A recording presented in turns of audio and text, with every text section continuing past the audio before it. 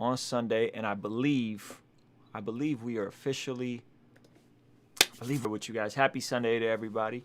Hopefully you guys are doing fantastic. We're going to be talking about this idea of starting a label, when you should do it, why you shouldn't do it, my opinion, and what to do instead to potentially get the same result. But before we do that, I got to drop the intro. I don't need nothing else. Every time I'm with you, yo, it's something else. It's a fact, and it's nothing else. Got your hand out, you don't even need a help. Ooh, I don't need nothing else. Every time I'm with you, yo, it's something else. It's a fact, and it's nothing else. Got your hand out, you don't even need a help.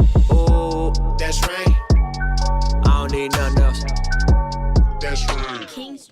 What's going on? It's Ruslan with KingsDreamENT.com. This channel exists to encourage, inspire you to live God's dream for your life. Thank you for being here with us tonight. It is Sunday, good old Sunday, and we're going to be talking to the most talented community in all the universe, the King's Dream Patreon community, live over Zoom. That's what we do on Sunday nights. I've been kind of slacking with streaming a portion of the conversation for you guys, just so you guys don't miss anything, because I don't know, we got a lot going on, and sometimes the conversations be super dope, and we be going for hours. But if you didn't know, we do a Sunday night Zoom call with our Patreon community. It is the dopest. You can actually hop into the Zoom call right now if you wanted to. You just go to our Patreon. It's the top post right now. Call in. We're going to be talking about the ins and outs of the label. Now, listen, if you're watching this live, make sure you follow me on the gram, by the way. We about to crack 30K on the grams right there. Boom. Follow your boy Ruslan on the gram. But I want to know, where are you watching this from? I want to know if you're an artist, if you're an entrepreneur, if you're a creative. Let me know how the quality is, too, because sometimes YouTube be a little sketchy with the upload stream. But, ladies and gentlemen, listen, without no further ado, let me introduce a talented artist who is going to be starting off our conversation tonight. My man, Milan. Here we go. What up, brother? You're muted. Yes, sir. Yes, sir. Beautiful. I can hear you nice and well. You got the ill lights and the ill vibes in your room. So let's get into it, man. What is your question tonight? So my question, when starting label / collective, what do you think are the most important things to have, intangible and tangible? So starting a label or a collective. Now, those of you guys that have followed me for a while, y'all know I've been a part of probably too many labels and too many collectives. I currently have a label called King's Dream Entertainment. I think one of the things that is tough in starting a label is just foundationally understanding what are you offering as a label, right? What are you offering to somebody as a label? What is the weight of responsibility for you as a label? Traditionally, and I'm gonna do a separate video about this, record labels have a terrible rap. And it's because of the way label deals are structured.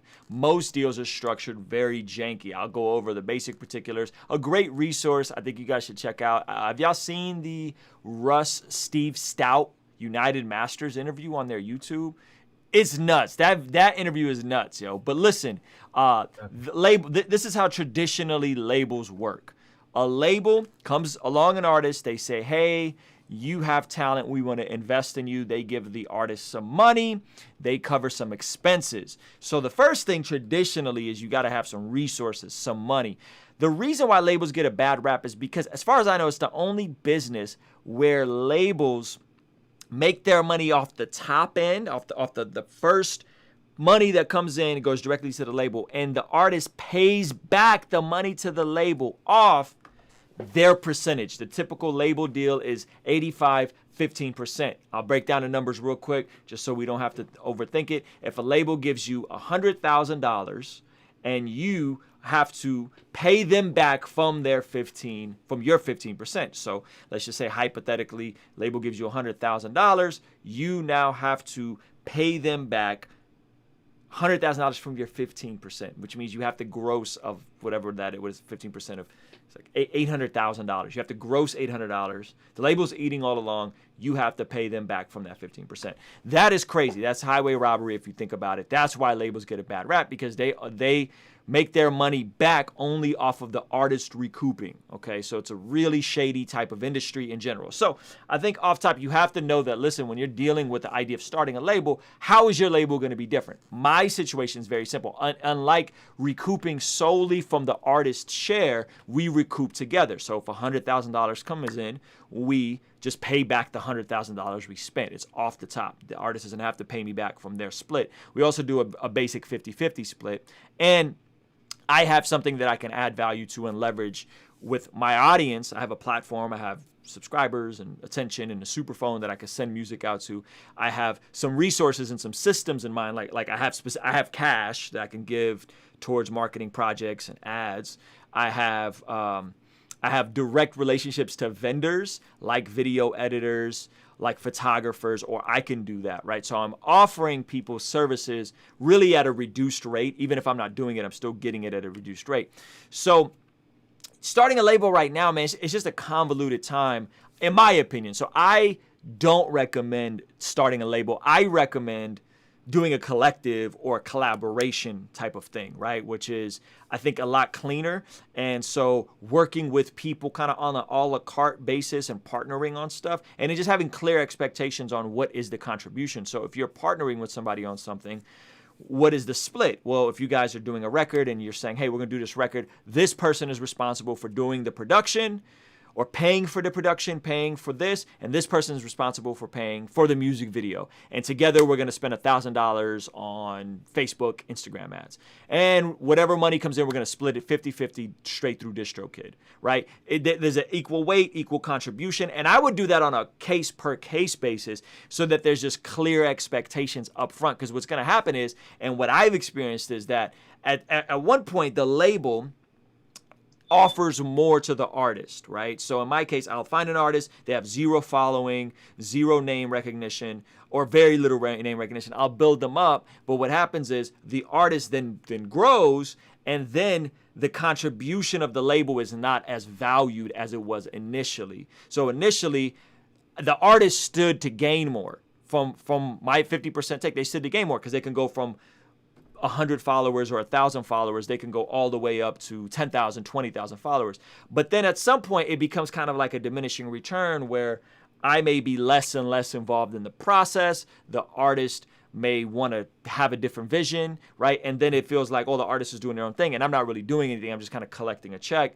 Not really fair to the artist and not really fair to the label as well, right? Because then you start getting in questions of who is doing the value, what is the value, where is the value coming from? So by and large, I would say don't start a label until you have a ton of value to offer. What is the value? What is the proposition? Where you, again, if you're a producer, if you're a videographer, if you have amazing skills, then it totally makes sense that you partner with artists and release music for them, especially if you have an audience, right? And I think what I would do instead is one, collectives, which is kind of what you're hinting at, Milan. But two, I would say skill stacking or talent stacking, right? So a producer knows how to make beats. The producer learns to mix. The mixing then leads to the producer shooting and editing videos. Now the producer could handle the production, the mixing, the editing videos. That's a lot of music right there. Those things. And then you have a rapper, and the rapper is responsible for delivering their raps, right? And then it comes into the question of, okay, now is there capital and is there money being put up front? Does the rapper have money to invest in himself? Because to me, if we're going to do a 50-50 split and I'm contributing 50% of the creative and the rapper's contributing 50% of the raps, shouldn't there also be cash contributed, right? Like, shouldn't the rapper also put some money up and say, yeah, I'm going to pay for some of these ads and I'm going to pay for some of these things, right? So therein lies, I think, the tension that a lot of people run into is who is actually presenting the value, who is actually rewarding themselves. And if you lock somebody in an agreement, is it fair, right? So I would say, one, I like the idea of collectives. I love the idea of collaborations, collaboration albums. And I think flexibility and equal contribution. There has to be equal contribution. And so I'm rethinking a lot of the way I'm doing stuff where like give you an example. Me and my homie, me and Foggy Raw. Foggy Raw is a good friend of mine. We've been trying to figure out a way to work together for a while, but Foggy's not in a position for me to sign Foggy Raw. It doesn't make no sense. Now I have relationships and I have access to things like my sync licensing deal with MusicBed, like, you know, maybe some playlisting. So me and Foggy would just do a record together. I'm not going to sign Foggy Raw. He's already on. He's already popping, right? Or I'm doing a record with Nick D. I'm not going to sign Nick D. Where we bring equal contributions to the table, and then we will reward our, you know, we'll eat off of the fruit of our labor. So that is how I'm thinking through stuff now, is there should be equal contribution. And oftentimes with labels there isn't, or it's the label does a ton on the front end, gets an artist popping, and then what, on the back end the artist then is resentful towards the label. I don't want anybody to be in any of those situations. So that is my opinion. You guys, we could stay here. Y'all can follow up.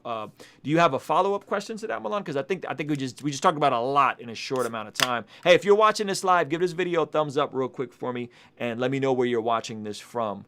But yeah, Milan, what do you think? Yeah, definitely lean towards the collective.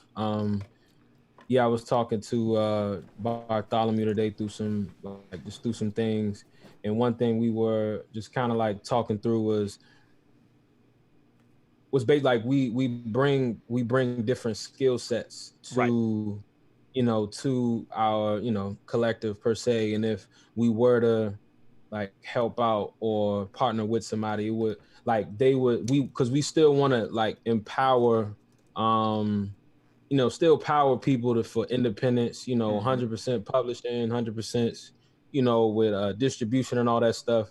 But kind of like basically like turn to like an A&Ring for like people in a sense, like where we, help them create the project. Like let's bring you on, disciple you. Let's show you professionally how stuff is released, strategic planning with, the marketing, just like helping people to level up kind of thing. So, the tough part about that, Milan, is how do you quantify the value of that, right? Because say you guys are now popping, you and Bart are really on the upward trajectory. Say you find an artist and he has 0 followers, and then you get that artist to your level, but you feel like, hey man, I got you here. You know what I'm saying? I should be responsible, because artists ain't gonna be profitable for a minute. Like that's just the truth. You're not really gonna make any bread until you get north of that like 10 to 20,000 follower count, right? And really get them streams up. So initially it's going to be more work and contribution, and then by the back end, a lot of times the artist may be like, what do I need you for anymore? I'm on, right? I could do this without you. While really you gave them the system, and you gave them the discipleship, and you gave them the game. You see what I'm saying? So I think you guys working together and skill stacking as much as you can and creating as much contribution to each other and value to each other is going to go way further than trying to sign an artist that isn't already creating their own visuals, making their own beats, right? Like if they're not skill stacking and skill sharing, talent stacking, then what is the value of trying to put somebody on that's not working already, right? Unless you just see incredible talent. Like I see just a phenomenal amount of talent in Paul Russell. Paul Russell was not even really pursuing music, and I kind of had to persuade him to make music. And so therefore, and we have a musical synergy. He's very fun to work with. He's easy to work with. And we just split the money down the middle. It's just a real clean 50-50 split. You know what I'm saying? And then he also has freedom to go and do collaborations with other people. And I may not get the exact same split on that if he goes and does something with, like his last single was with an artist named John. I got some of the music bed money off that. I didn't get any of the back end money, right? So when you get into the gritty and the details, you just have to always make sure, because what you don't want is the money to convolute the relationship. And when you start adding things like discipleship to it, right? Now you're talking about discipleship and spiritual leadership, and then you mix that with making bread off of somebody, which is what, if you're running a label, that's what you're trying to do. You're trying to get paid. You know what I mean? It could just get convoluted and weird, man. And I just, again, having been on the other side of this and developed artists, multiple artists, and seeing people thrive and flourish, I would have probably gone back and if I could go back in time, and this is gonna sound very selfish, I probably would have spent way more time focusing on establishing myself more and doing everything I can to establish myself and make sure that Ruslan as an entity is popping, and my YouTube would have started sooner and my albums would have been more frequent and all that kind of stuff, instead of spending so much energy on other people, because you just don't know where people are gonna be at. Like somebody might want to get up and move to Nebraska. I remember when I got into music, one of my good friends was in a group and they had the #1 song on mp3.com. mp3.com was like SoundCloud. They literally had the #1 song on mp3.com. And in the middle of the most success they'd ever experienced, the other member in the group literally up and moved to Nebraska. Right? Like, so it's just like, dang, yo, what are we supposed to do? Like, you see what I'm saying? And so I say, yo, Milan should be Milan and Bartholomew Jones should be Bartholomew Jones, and y'all come together. And instead of having a partnership, y'all do a joint venture where you guys come together and y'all are this thing together and this entity together. And then boom, y'all break off. You know, it's like forming like a Voltron. You know what I'm saying? Y'all come together and it's this big thing, and then whoop, you break apart and you go do back. Because if you do this too much, then you'll be viewed as a group instead of being viewed as a collective. You gotta always break apart because you don't know what you might be doing in 5 years from now. Bart may not be you know what I mean? And so hopefully that makes sense, man. I don't like the idea of labels in general. You know what I mean? Mm-hmm. Yeah, that makes perfect sense. That's dope. Does anybody else want to chime in? Because they have their place. If you're going to chime in, throw your hand up. Yo, by the way, shout out to XP for the super chat. Appreciate you asking about the new shirt. Yo, I just made this yesterday, by the way. I came up with the idea. I made it and I printed it today. And I like it. So we might drop these top of the month. Anyway, Milan, hopefully that wasn't just like pooping on your whole vision. Nah, he's great. He's great. No, you good. Yeah, nah, let me pin up Bart. Let me pin up Bart because he's kind of the other brother you're working with. Bart, what's up, man? You gotta unmute yourself. Family? There we go. Let's go. Yeah, you making coffee with the new drip. Oh yeah, I'm trying to print on the sides now. You know Hey, yo, let's go. So we seeing what it looks like. I love that shirt. I need one of those shirts though. I was talking to one of my brothers who's like a Messianic Hebrew Israelite. Shout out to your other videos. And I'm like, yo, he would like that shirt. So I'm gonna try to market it to him and the homies. Thank you, man. My question was in regards to touring. That's kind of what me and Milan were conversing about, is like we each have our separate things that we're doing. But when it looks to touring, it seems like it would be beneficial to have some type of like conglomerate entity to kind of coordinate all of the booking. Because specifically, if it's 3 of us who live within a 5 or 6 hour drive, we're all really good friends, our families are cool, it kind of makes sense. And we're going to do joint ventures frequently. It makes sense to have that joint venture handle booking, transportation, and things like that. So when we, every summer we're going to do the Black Family Tour, and that's how we market our individual projects and the, handful of collective songs we have. So do you have any game on the back end of that, the legal end of that, just thoughts on that in general? Man, I think here's the thing. What I don't want is people jumping in and creating LLCs together and creating like literal partnerships on paper together. You know what I'm saying? Because that's like it's a big deal, right? So check out Taxes, all of that. Yeah, man. So check out Dave Ramsey's book, Entree Leadership, and he has a chapter in there about partnerships versus joint ventures, right? Okay. And like, I wish I had read that book before I started a label, because I think a label, like basically if you're saying, yo, we want to do a collective and we tour together under this collective and we do like a joint merch thing under this collective. Yeah, that's exactly. I think that's fly. I think each of us. And then the merch idea is essentially each of us still has our own merch, but it's a different spin on this. It's our own articulation of this same concept. Yep. So even then, the money, like if my merch is selling well, then my merch is selling well. If Milan's version of it is selling well, and we don't have to, like, if we're selling it independently, like when we get back home, we don't have to email somebody and be like, yo, I sold 3 shirts today and gave 1 away. And here's the, you know what I mean? Yep. But it's still all marketed under the same story. You Yes. know what I mean? And people just get to pick which chapter they want to read, I love it. Yeah, and so something you could do, and something I've done to try to separate money. The book is called Entree Leadership. It's Dave Ramsey's book. It's called Entree Leadership. It's a really dope book. It's about 10 years old. I read it. Really good stuff there. But there's a chapter in there about partnerships and joint ventures. Is there an ebook for that? There has to be. I'm pretty sure. Yeah, I gotta get that on Audible. Really good book. So something I've done is I've just created separate PayPals for different things. So I have a King's Dream sales PayPal, and then I have a King's Dream booking PayPal. And the booking is for when somebody reaches out to John Keith for a feature and I facilitate the price, I negotiate the price. We put that money in a separate PayPal booking so I could separate it from all my other bread.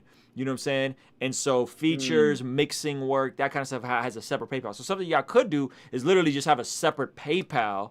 You know what I'm saying? And when you sell joint merch or when you do joint shows, there's money in a separate PayPal, and that PayPal just a clean way to separate the funds. You know what I'm saying? Yeah, we could do the same thing with a Cash App probably.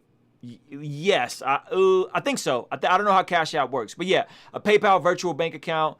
I think that like does the same thing. And so yeah, man. So I think just setting stuff up in a way that's clean, setting stuff expectations, man. Listen, expectations.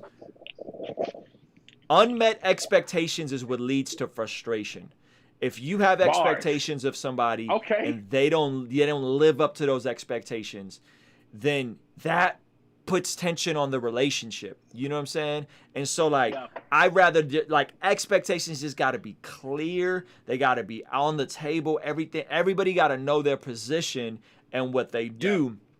And there's nothing wrong with saying, yo, there are certain ventures that like, here's a great example. I'll give you a great example. So like for me, right, like I'm growing the merch as much as I can. I'm not trying to fulfill all my merch by hand or have my niece do it by hand. There's going to come a point where once I get to doing 5 figures a month, I'm going to give the merch away to someone like Ray from Grateful who fulfills merch for other artists. Right. So that he eventually, and he'll do it now for me, but I don't want to do it now because I'll eat too much on the margins. But once I get to doing 15, 20,000 bands a month on merch, Ray will take a percentage of the merch. I won't have to think about fulfilling the merch, and I could get back to doing the creative stuff I really enjoy doing, like maybe designing the merch or more music stuff or making more beats or whatever, right? Building the catalog up.